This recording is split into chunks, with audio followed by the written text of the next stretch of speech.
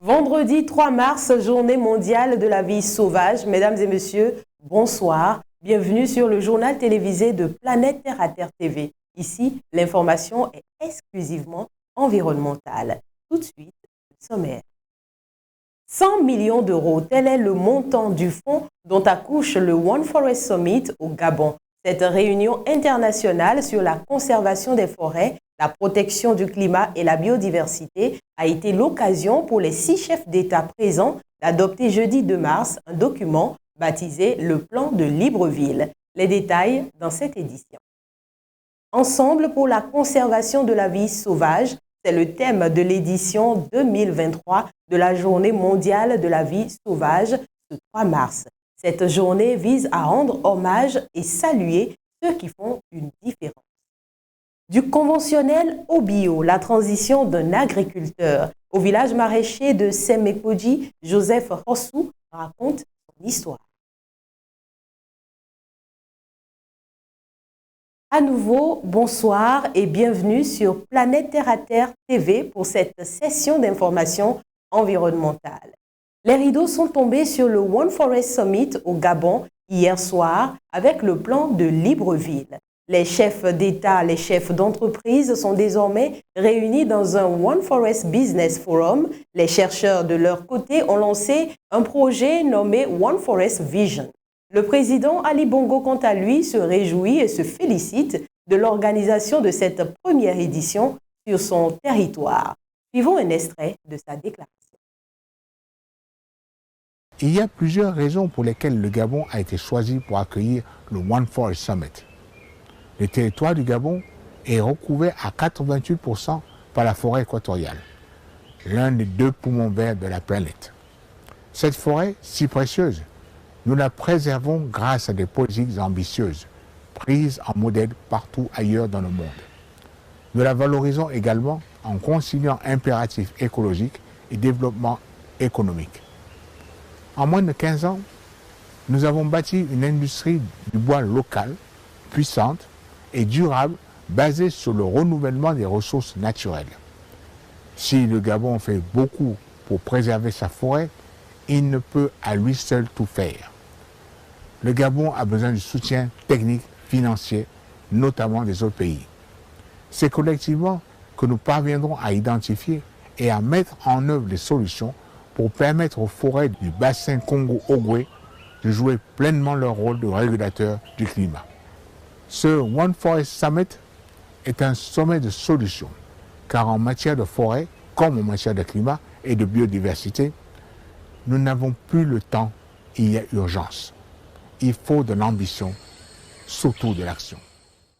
Il faut de l'ambition et surtout de l'action. Le plan de Libreville s'inscrit dans l'action avec un fonds de 100 millions d'euros qui servira à financer un mécanisme de rémunération des pays exemplaires dans la conservation des forêts et la sauvegarde de leurs stocks vitaux de carbone et de biodiversité via des certificats biodiversité.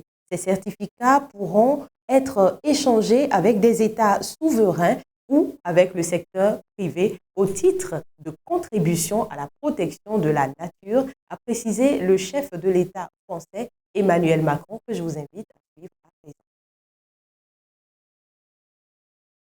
Ces contrats devront inévitablement reposer sur la science. C'était le premier pilier. Et donc je remercie à cet égard la communauté scientifique qui a été ici réunie pendant plusieurs jours à Libreville.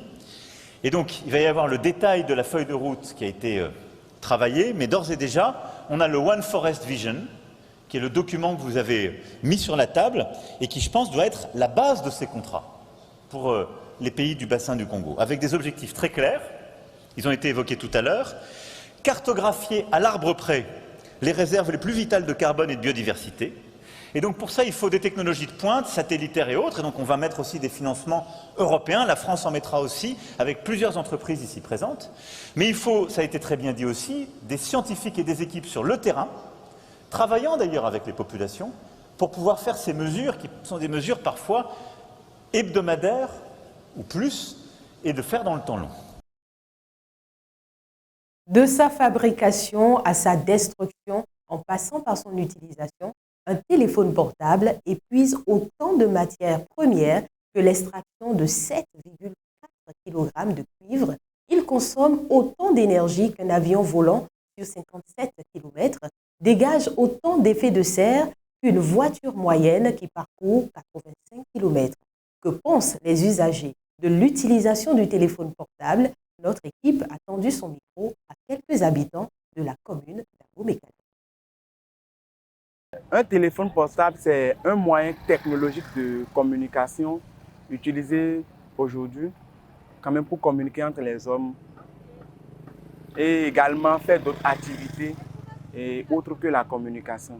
C'est un canal qui nous permet d'avoir des informations. Ça ne sera plus seulement la presse ou bien les journaux, mais grâce à ces appareils-là, on a accès à Internet. C'est un outil que nous utilisons sans savoir qu'il y a des effets négatifs sur notre santé humaine d'abord et sur l'environnement. Chaque appareil qu'on utilise est une consommation d'énergie. Et plus on manipule cet appareil, plus ça entraîne la consommation de l'énergie et l'émission des gaz à effet de serre du côté des infrastructures qui produisent ces énergies. Un téléphone portable peut faire 10 à 15 ans. Ça dépend de celui qui l'utilise, bien sûr. Parce que si vous utilisez bien votre téléphone portable, vous pouvez l'utiliser sur 5 ans et pourquoi pas jusqu'à 10 ans. Ça dépend quand même de comment vous l'utilisez. Lorsqu'on termine d'utiliser les téléphones portables, le mieux est de remettre ça à un technicien parce que c'est eux qui assurent souvent cette fonction, les GSM, aller remettre ces gens de portable et même si c'est gâté, les stocker là. Selon le 3e rapport de la Banque mondiale sur les technologies de l'information et de la communication pour le développement, les 3/4 de la population mondiale ont accès à un téléphone portable, donc à la téléphonie mobile. Le téléphone portable fait partie de la famille des équipements électriques ou électroniques 3E. Il s'agit en fait d'équipements qui fonctionnent grâce à du courant électrique ou des champs électromagnétiques. Quel est son téléphone, quel est son impact sur la santé et sur l'environnement? Suivons le reportage de Aude-Myriam Salanon et Julien Tongo. Le téléphone portable est un moyen de communication très utilisé aujourd'hui. Un téléphone portable, c'est un appareil électronique de télécommunication qui est normalement mobile et qui permet d'effectuer à la base certaines tâches comme faire un appel et envoyer des messages sur une longue distance. Le mobile est une avancée technologique dans le domaine de la communication. Il présente beaucoup d'avantages, mais aussi des inconvénients sur la santé, comme sur l'environnement. Aujourd'hui, on a des smartphones, on a la possibilité d'installer même des applications. Le téléphone portable peut être polluant. Il consomme de l'énergie autant qu'un avion qui vole sur 57 km et peut émettre des gaz à effet de serre, un peu comme une voiture moyenne qui parcourt 85 km environ. Le cycle de vie d'un téléphone portable a des impacts sur l'environnement auxquels s'ajoutent des impacts sociaux et sanitaires. Plus on utilise le téléphone portable et plus les cycles de charge et décharge de la batterie vont commencer par se réduire. Le téléphone portable va commencer par consommer plus d'énergie, il va se décharger très vite et il va prendre du temps pour se charger. Et qui dit énergie dit, en fonction de la source de production de l'énergie, c'est des impacts indirects que ça aura sur l'environnement. Voulue par l'ONU, la Journée mondiale de la vie sauvage est l'occasion idéale de célébrer toutes les formes que revêtent la faune et la flore sauvage. Le thème de la Journée mondiale 2023, Ensemble pour la conservation de la vie sauvage, rend hommage aux nombreux efforts collectifs déployés à travers le monde pour veiller à la préservation de la nature. Cette journée a également pour but d'insister sur la nécessité d'intensifier la lutte contre les prédateurs, c'est-à-dire les humains, qui s'en prennent aux espèces sauvages en fournissant une occasion de réfléchir aux répercussions économiques, environnementales et sociales qu'elles génèrent. Allons au champ à présent.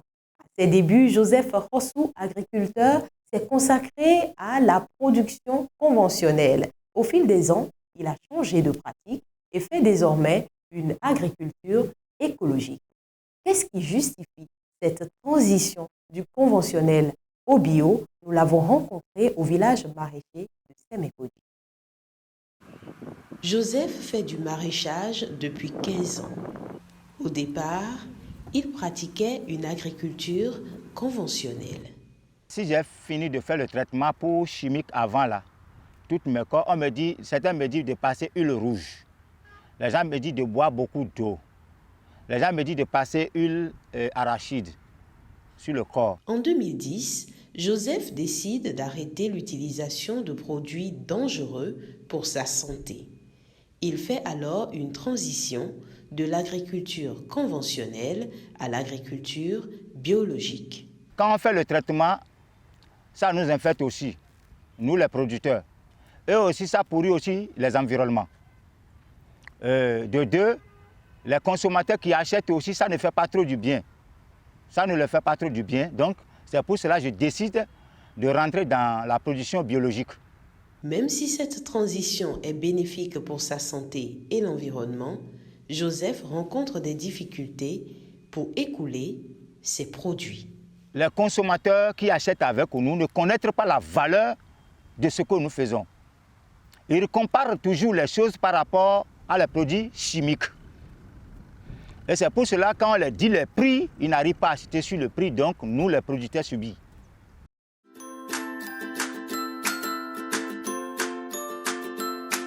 100% Terre vous fait découvrir les merveilles de la nature pour le bien-être de la peau et des cheveux. 100% Terre, c'est des beurres végétaux, des huiles végétales, des graines et des poudres. Passez votre commande en un clic. «